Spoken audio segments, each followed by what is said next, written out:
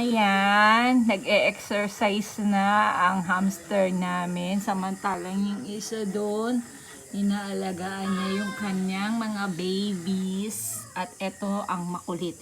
Ito yung pinakamakulit talaga na hamster namin. Yung tatay niya, yung lalaki nandoon. Doon na yun sa loob. Doon siya lagi nakatira.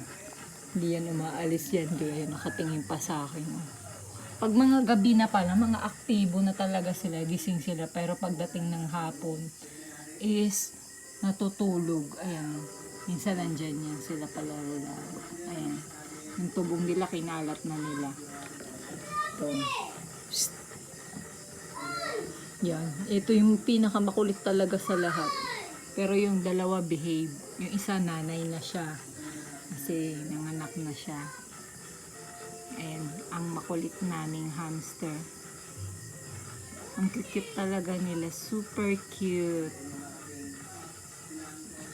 And mapagod ka dyan. Tapos pag napapagod siya, hinto siya. Yung isa doon na yung nandudo siya sa parang ano. Napagod na siya. Yan. Dati, simple lang yung bahay nila. Binilhan ko sila ng ganyan. Ay para nakakapaglaro-laro sila, nakakapaglibang-libang. Ayan. Okay. Bye-bye. Good night sa inyo. Ay, lalabas na siya, oh. Ayun, lumabas na yung makulit na to. Pumunta dun sa parang bahay-bahay. Ayan. Ayan siya.